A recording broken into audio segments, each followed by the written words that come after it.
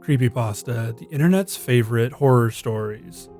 There have been a lot of great stories that have popped up online as early as 2001, and the community still goes strong today. Something that's far less known but an invaluable part of internet folklore are the multitude of creepypasta games that have been released over the years. The earliest one I can remember is Slender the 8 Pages, an indie game more based on the Marble Hornets version of the character than the original creation. It nonetheless proved that there was more than a small interest in creepypastas in games mixing.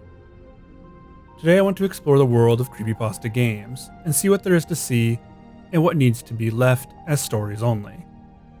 Here's a collection of fan games, mods, and something in between.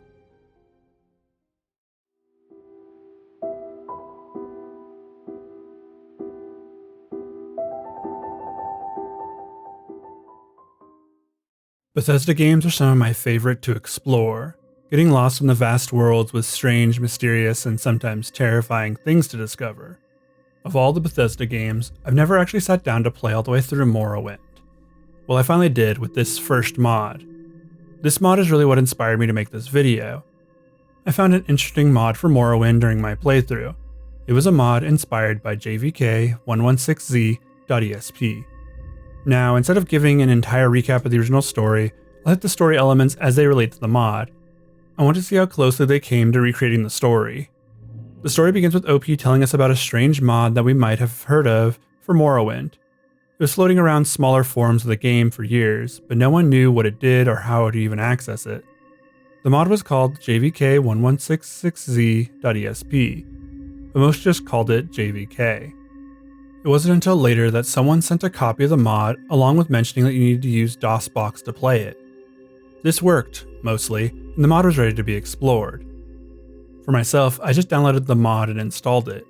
The game starts up how it always does, with you on a ship. You choose your name, then get taken off the ship, and then you get to make your character after that. The options are limited, but that's not important to this video. Once you've completely made your character, you leave the tutorial area and are met with this text box at the bottom. With this character's death, the thread of prophecy is severed. Restore a saved game to restore the weave of fate, or persist in this doomed world you have created. This sets the tone immediately. One of foreboding that gets more prevalent later. This is taken exactly from the creepypasta, and even mentions that all the dead main story NPCs' bodies are still lying around the world. While I didn't go and check on all of them, the ones I did were all just left there. Like they were killed on the spot and left to rot along with this doomed world. This is exactly like it is in the creepypasta. I started my exploration by following the main story as I remembered it, and took the road to the first major city. On my journey, I noticed the lack of game music. Instead, there's this foreboding droning noise, the sound of your footsteps, and not much else.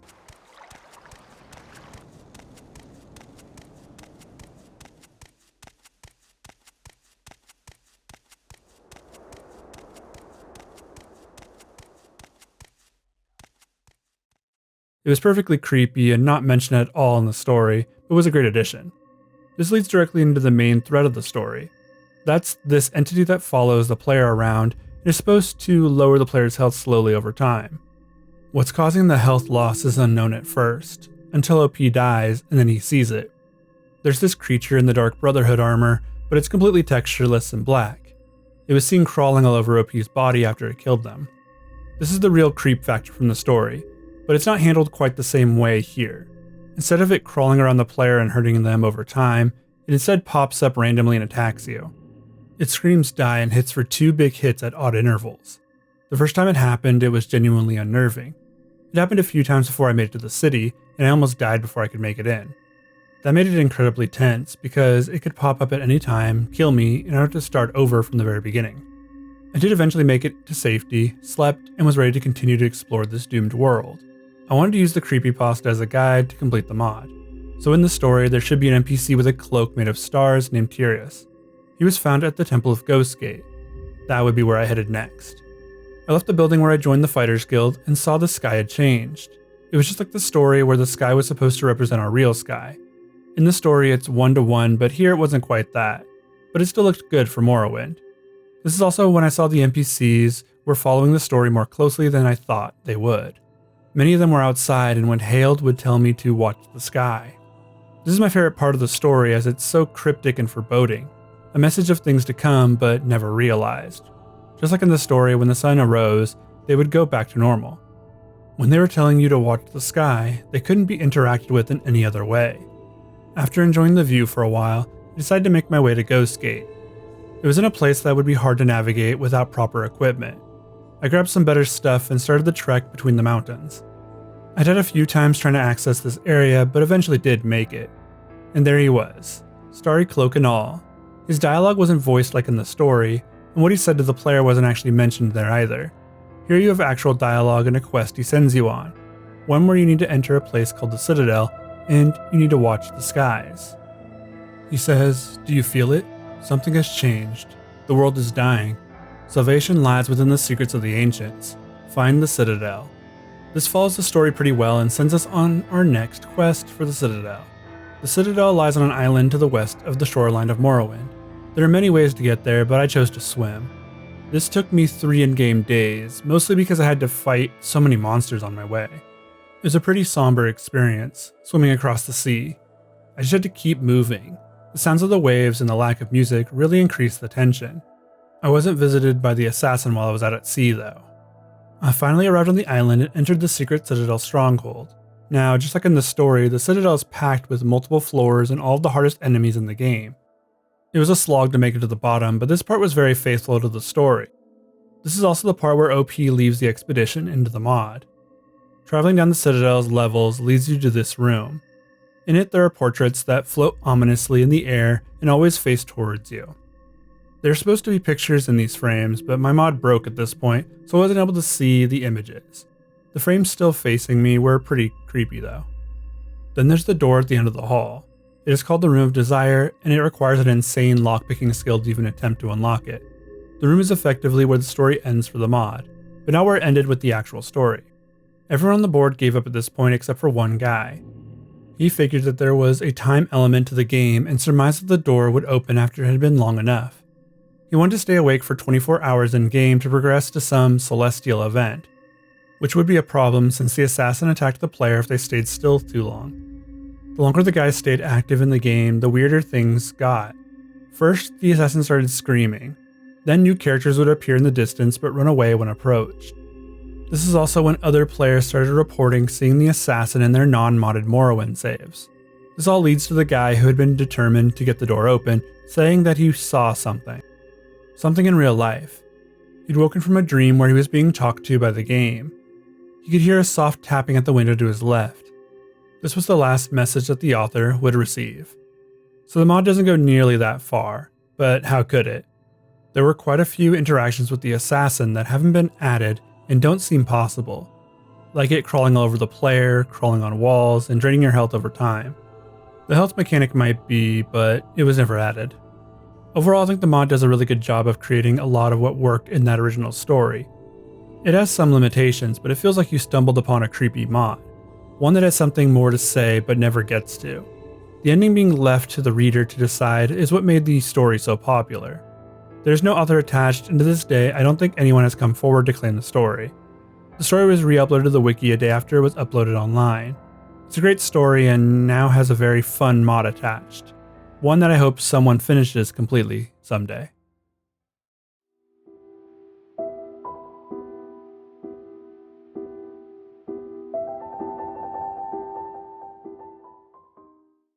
Another popular gaming creepypasta from the golden era was The Theater, a story about a strange, rare game by the same name. The story is essentially the narrator's exploration of it and trying to figure out how and why it exists. They explain the strangeness of the disc and the case. There was no developer info anywhere on the case, just an image of a character known as the Ticket Taker.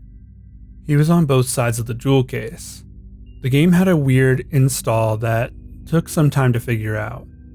It would freeze your PC on the user agreement menu. Someone figured out that you had to restart your PC when this agreement came up and keep the disk in the computer. When it came back on, it would continue with the installation. As far as fan games go, this was a faithful recreation that I found at itch.io. It was created by Late Night Tom, and I will include a link to the game in the description if you want to check it out for yourself. It's a very short experience, but a faithful one. The screen shows the theater from the outside on a city street. 3 options are available, but you can only really click on New Game. You then load into this low-poly movie theater lounge. There are movie posters on the walls, which I think are from real movies, but it's really hard to tell. At the center is the man mentioned in the story. It's the ticket taker. He stands rather ominously at the center of the entryway to the rest of the theater. In theory, you're supposed to click on the posters and then proceed in to watch that movie. But you can just walk in and he'll tell you, "Thank you. Please enjoy the movie," in a robotic voice. The game then loops back to you being in the lobby. This is just like in the Creepypasta. The ticket taker would say this line and you'd be reset to the lobby each time. During my playthrough, I clicked on each poster in the lobby. They were removed from the wall, but nothing seemed to change. I continued down the hall over and over, knowing that something had to change eventually. I stopped to look around and saw that there's a window that looks outside. It was almost liminal, seeing that there was nothing for miles outside, just darkness beyond the road. On my 7th or 8th run through the lounge, I finally saw something outside. The ticket taker, or a different version of him, stood there. He didn't do anything, just stared into the building. It caught me off guard the first time I ran through, because I honestly didn't expect him to be there. It was a deviation from the story, but a welcome one. Eventually the ticket taker will disappear from his spot. You can still enter the hallway, in fact, you're supposed to. Doing so will greet you with the same soundbite of him telling you to enjoy the movie, but it's different this time. You can walk further down the hallway, and there doesn't seem to be an end in sight. The longer I walked, the darker it got. Finally, it was too dark to see, and the screen turned black. Then the ticket taker appeared on my screen, and this ear-piercing noise went off. It was insanely loud enough that I had to remove my headphones. The ticket taker morphed and broke. I was then sent back to the lounge. I was invited to continue down the hallway. Doing so would begin the loop again, it seems, until the ticket taker was seen jumping up and down and left to right before scurrying backwards into the hall. Following him just resets the loop, except there's only a brick wall now. Touching the wall ends the game. This is fairly accurate to the story, save for the ticket taker turning into the swirly head man. You see, he's supposed to have his face twist and morph until it's a swirled shape. The scene where it happens is there, but he doesn't exactly fully shift. Just kind of scares the player with a distortion and some loud noise. The story also ends with the brick wall stopping the player, so this part is accurate. Though the ticket taker is supposed to warn the player not to go searching for the other levels. Levels that I doubt exist in this game. It would be cool if they did though. I wondered if maybe there was more to this game, so I played through a few more times. My second playthrough omitted the section where I could see the ticket taker outside. I wasn't able to get that event to trigger again.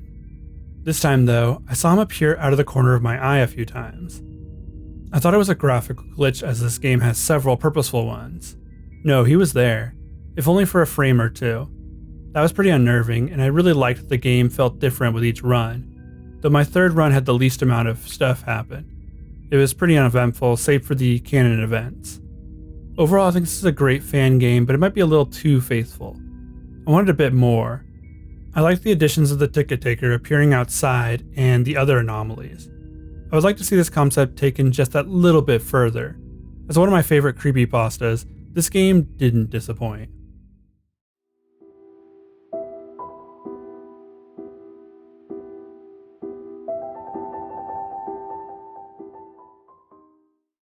This next game doesn't come from a super popular creepypasta like the prior two. This is actually based on a video creepypasta that was uploaded to YouTube around 2012, with the re-upload being from 2013. It was created by an account called Citrine. The game can be found as a re-upload on itch.io. The creepypasta is just titled Mario World, and here's the original video.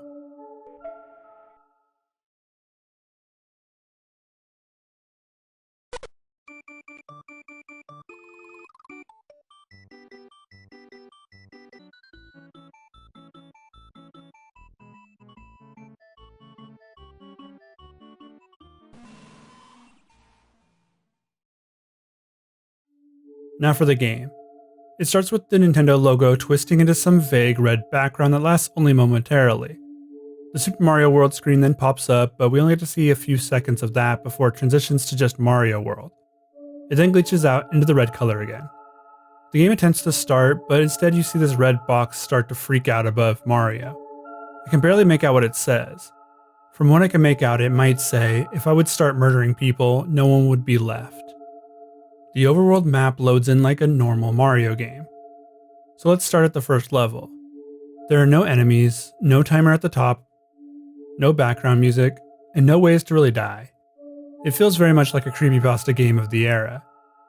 I explored for a bit, but there's really not much to see. I did find a switch and used it to get through some blocks. Then you get soft locked in this underground room. Or at least that's what I thought happened. Instead, you have to walk slowly through this section of blocks, and then this happens. Luigi takes a hammer to Yoshi. The level ends here, and you are forced to the next one. This one is Yoshi's house, but everything is silhouetted against a black background. Continuing to the right, you'll eventually run into Yoshi's corpse. The game breaks again here, and we move on to the last level.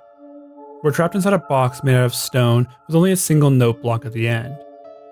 Hitting it will summon Luigi, but with blacked out eyes. He just stands there menacingly until you hit it again. He moves forward with each hit of the block until he finally reaches Mario. This strange background then starts to speed by behind Mario. It appears to resemble Hell or Gygus from Earthbound, but I stopped the video at just the right spot to make out some demonic looking entities. It looks familiar, but I can't tell where it's from.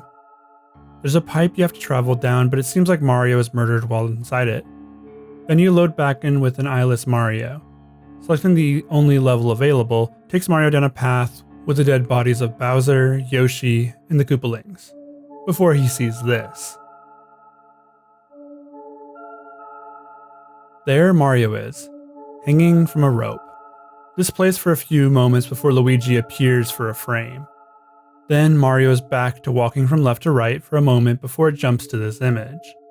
Mario is dead, and the game shuts down with a single frame of Mario waking up in hell. So this appears to be an EXE game, a style of creepypasta game made popular by Sonic.exe. It's essentially a game style where you walk from left to right until something scary happens. I played quite a few of these back in the day, and will probably end up playing many more still. This was a competent little game, and even more so since it was attached to a creepypasta video. None of these games so far have been based on video pastas yet, so that alone makes it unique. I would say that it wasn't the most unnerving, but finding that original video late at night as a kid might be, which is when most would have found it. I wish there was more of a story to be told here. There was clearly a lot of effort put into the animations and everything, but that alone doesn't carry a story. Maybe some hidden messages or something. I would take even a companion written creepypasta to go with it. That could be something worth investing time in too.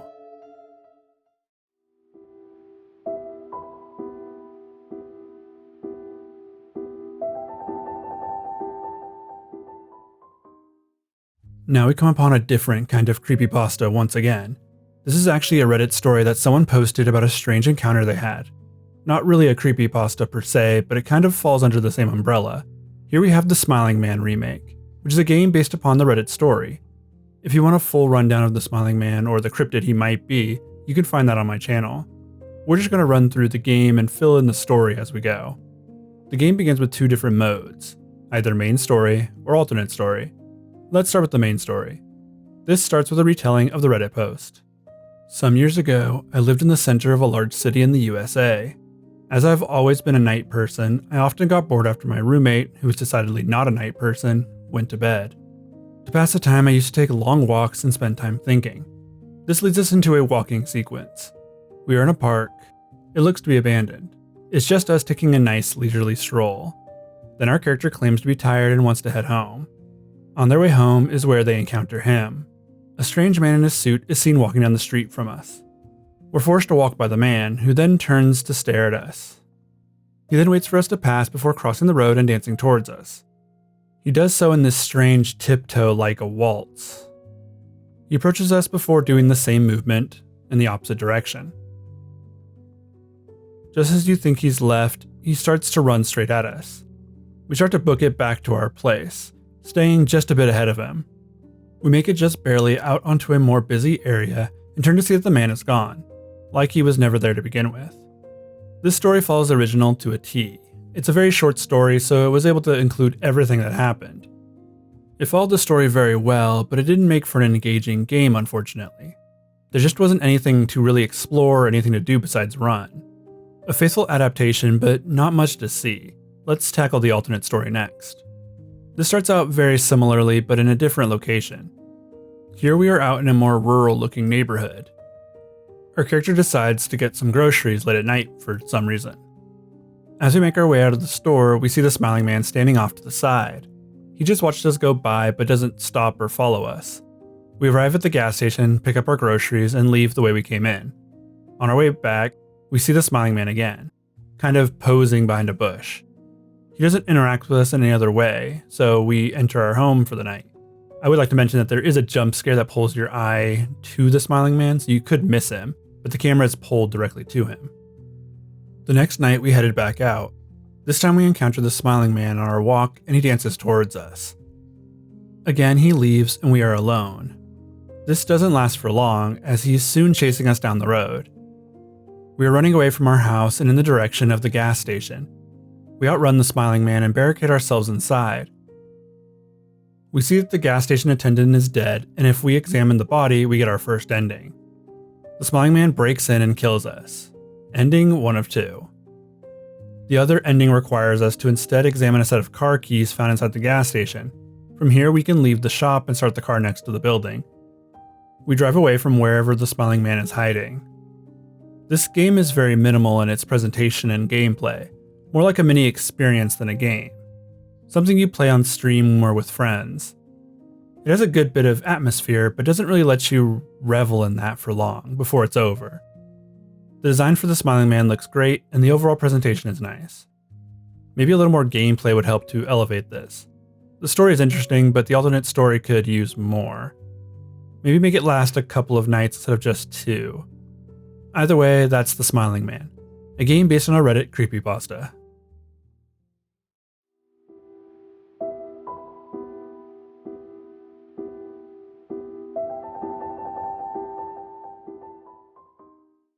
This is the only Pokemon creepypasta game in the video. Easter egg Snow on Mount Silver is probably one of the more popular Pokepastas, but not one that I remember getting a game. It did get a game, so let's check that out. Now I haven't read the story in a while, so I had to go back and read it again. Bear with me as we get through this together. The story is about 2 siblings who grew up on Pokemon games, starting at Red and Blue and ending on Ruby, Sapphire, and Emerald. The narrator says that her brother broke one of his games with cheats from his Game Shark, but takes that as a challenge. His sister takes the opposite road and decides to never cheat in her games. This all leads to the brother finding something in his game. That something was an Easter egg not supposed to be found in the game through normal means. Well, that's what the narrator thinks, as she loads up her brother's game. At this point in the story, he had to go to a hospital for a serious episode. So this is where the game comes in. So let's jump to that. The game was hard to run for some reason, as I kept crashing before I could even play it. The workaround was to download a version that skips the intro movie. This worked for me and we were in. The game starts with the typical startup screen for Pokemon Silver. New, load, and options were available to be clicked. Clicking on load brought me to a player card with the name Blake, the brother's name in the story.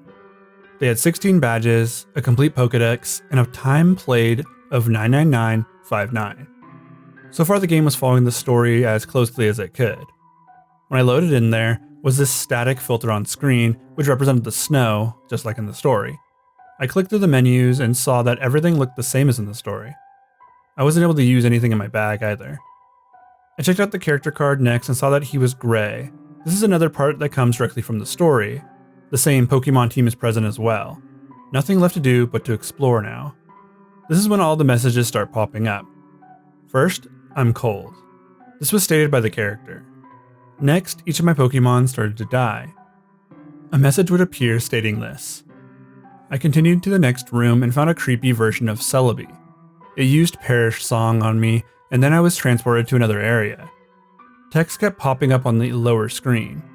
It's so cold and, Mother, I can't go on. I crossed over to another room and found Red. He challenged me to a battle. His character model popped up on screen and it looked like he was also freezing to death. Both character models looked this way. What was even worse was the sprites for the Pokemon. Each one had a distinct rotting quality to them, that even extended down to the Pokemon's cry. They were all level 0 just like the story and basically killed themselves with a single attack. They each used struggle and then perished. The sprite work here looks great. Each one looks pretty messed up, but the Espeon one looks kinda goofy. Pikachu is also more of a creepypasta design than an actual zombie Pokemon type thing. The designs have nothing on Red though, who we see momentarily after the battle's over. He's missing a leg and both arms. It also looks like his brain might be showing through his hat. The screen fades after the last Pokemon faints on screen. Then the phrase, ... use Destiny Bond, shows up and the game ends here. According to the story, there was supposed to be an ear-piercing screech or something, but I'm glad there wasn't. The screen just stays on that last message until you shut it off. This is where the creepypasta also comes to an end. The narrator takes the game and the Game Shark outside and throws them away. She continues to play Pokemon, but only her older games, and her brother gives up on them forever. The game follows the story beat for beat, and that's good in some ways, and less so in others. It does mean that you can experience exactly what the narrator was feeling, but it also means that you don't get the full story. If you played this without context, it would be creepy, but there's no real narrative to it. It's still interesting in its own right, and the sprite work is very creepy.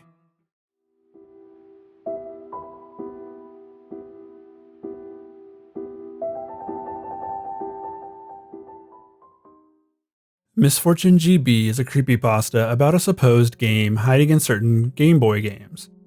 Only certain copies would have this specific game hidden in their files. Those games are Pokemon Red, Link's Awakening, Spud's Adventure, Poochie Karat, and Atelier Mary. The game was said to bring about misfortune for all who played it and lost. While looking into this story, I found an older blogger article about Misfortune that tells the whole story but adds elements from Lavender Town Syndrome. This is supposedly the first sighting of the story from 2005, but it's clearly not from 2005 since it mentions Sonic.exe by name. That story wouldn't hit the internet until later. Anyways, there's a game remake of the story that you can play through. It looks just like the game from the creepypasta, so let's start a new game and run through it. It has the graphical style of an early Pokemon game or other Game Boy title. Starting a new save brings you face to face with the antagonist of the story. He tells you that choosing wrong will bring misfortune on your family. This is only if you say yes to his challenge though. The game is really simple after this. You solve rudimentary puzzles and try not to lose the game. Sounds like a pretty casual gaming experience with dire consequences. The puzzles range from pushing objects to reach new areas to guessing which door to take. If you were to lose, then you'd be met with a screen that says, "I am God here," in all caps. This is supposed to then bring misfortune upon you and your family. I saw this screen many times near the end. There's this section where you have to guess which set of stairs to take 6 times in a row correctly. The only way to do this is with trial and error. There's nothing else you can do. No clues or nothing. So if you travel the right path, you'll end up at the ending where the being claims that you've bested it. The curse is now lifted and everyone else who has been cursed is fine now, I guess. So this ending doesn't exist in the story. The story more or less ends with the narrator explaining that someone they knew discovered the game and was cursed by it. There is no happy ending there, but I suppose this version wanted there to be an actual conclusion. It takes away some of the mystery of it all, but I suppose that's fine. The game was hardly scary and was more just annoying with the amount of times I died in that one guessing area. It played the same song over and over again as well, which was a bit annoying. I like the story, but the game could have been a lot better.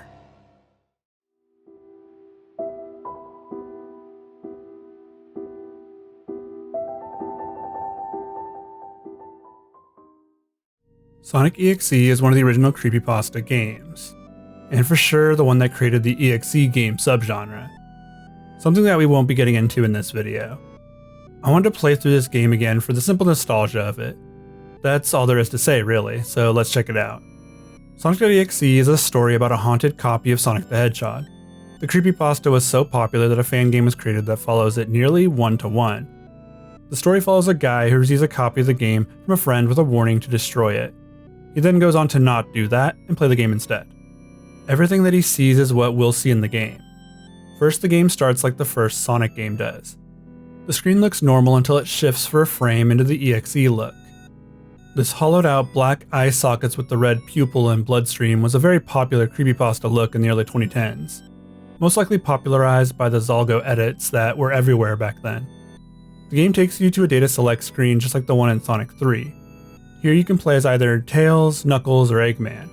Well, you actually have to play them in that order. So you pick Tails and this laugh plays in the background.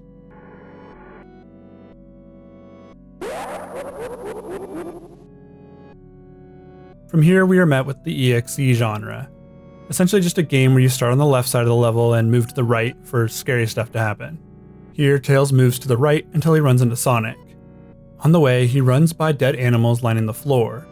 Once Tails gets close to Sonic, the screen goes black and you get a threatening message about wanting to play a game. Tails is then chased by Sonic in a fiery level before Sonic catches up and kills him. A new message pops up saying, "You're too slow. Want to try again?" Next up is Knuckles, who meets a similar fate, but he is given a mini boss fight, though Sonic.exe moves too fast for him to even land a single punch. He is then killed too by the entity, and we have another message. The final character to play is Eggman. In the original story, the narrator notes that this would be the first time he was ever able to play Eggman in a 2D Sonic game. You pretty much do the same thing of running to the right, only this time he has a bunch of stairs to run down. He too is caught and killed by Sonic, and then we are brought to this screen. The I am God screen, as it would later be called. Static then fills the screen and your PC's name then appears on screen. This is the end of the first ever EXE game, well, one of the first. The whole idea of moving to the right until scary stuff happens would become the main point of playing these games. You would play them just for the jump scare at the end. There have been many variations of the I am God screen, but the one I saw in my playthrough wasn't the original. This Creepypasta game would go on to become very popular, as would Sonic.exe. There would be so many different versions made of this character, and so many more games that are far better.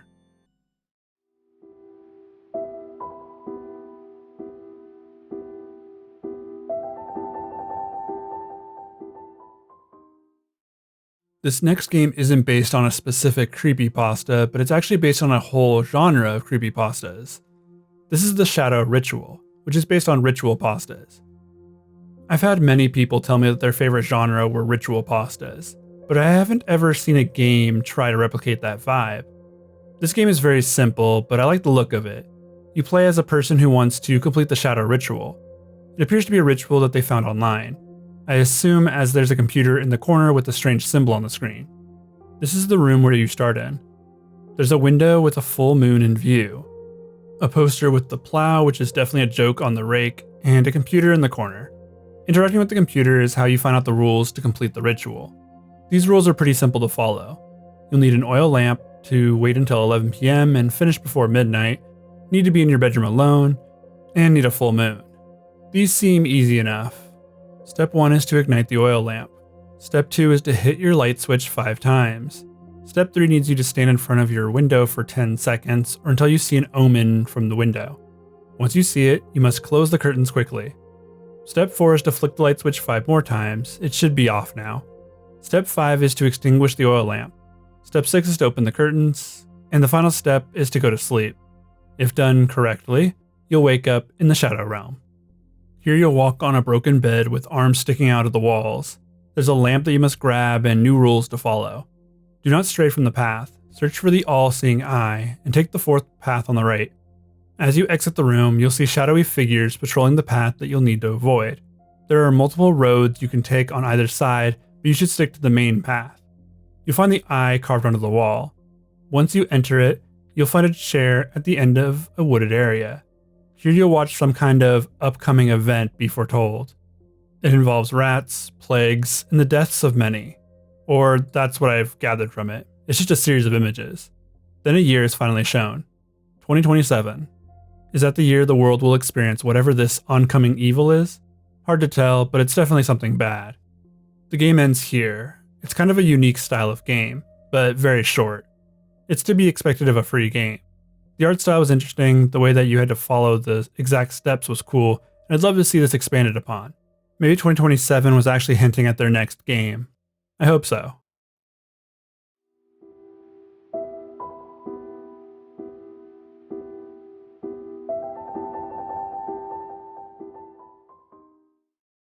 Of all the games today, this is probably the one that I was looking forward to the most. I've been a massive fan of Ben Drown's ARG since its inception. It's one of the only ARGs that I've covered fully on my channel. though I do feel the writing of the story took a turn that I didn't love near the end. I still find the whole project to be really interesting and worth remembering. If you don't know what Ben Drowned is, I have a video you can watch.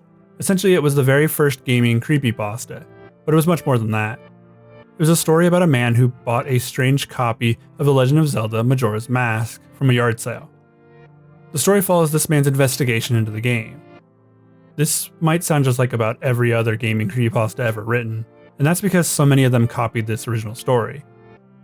This first section, which was originally posted online as a creepypasta, would be known as the Haunted Cartridge arc. It was the most prevalent and fondly remembered part of the story. The second arc focused on a cult website that is known as the Moon Children arc.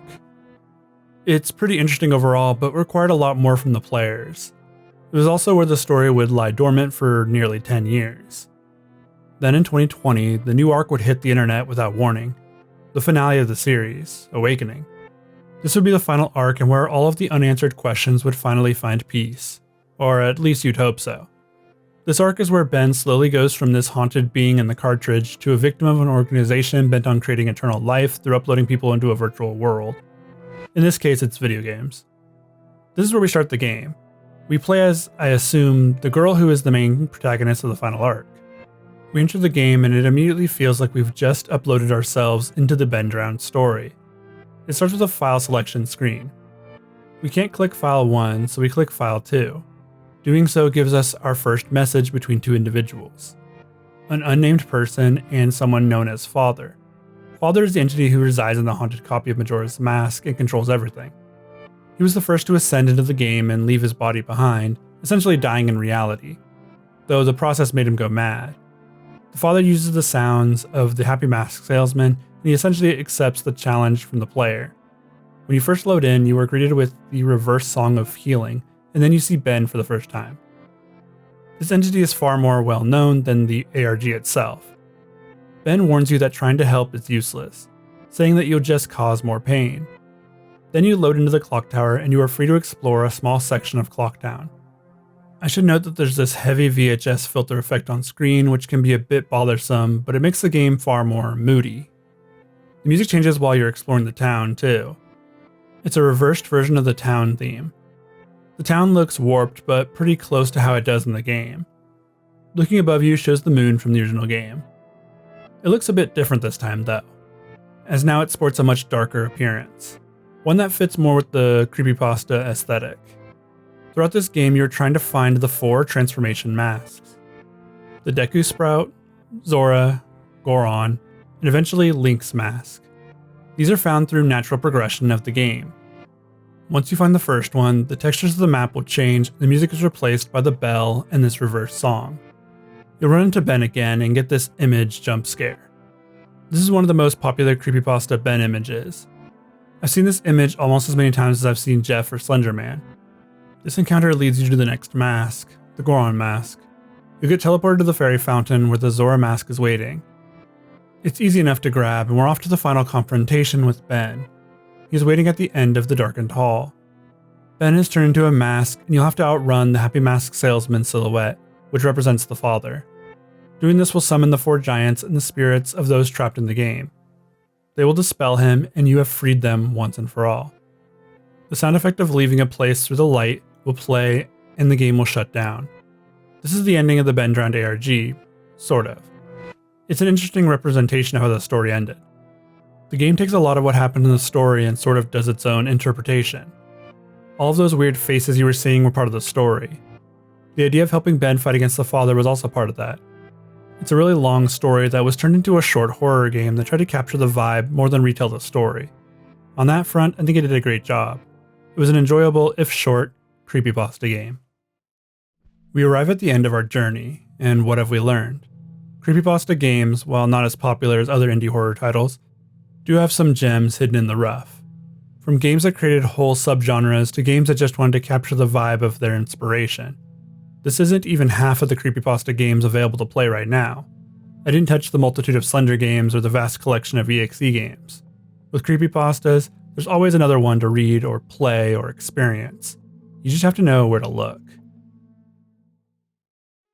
Special thanks to my Patreon supporters, Nora Kingsley, Icy Man, Austin Henshaw, Memtendo, Miriam Reyes, Joe Gillespie, Master Jags, Keely Haig, Comically Odd, Astrovert, and Xenoverse Black. And special thanks to my Sonic.exe tier member, Mew. And thank you to everyone who watches my channel. I hope you all have a good night.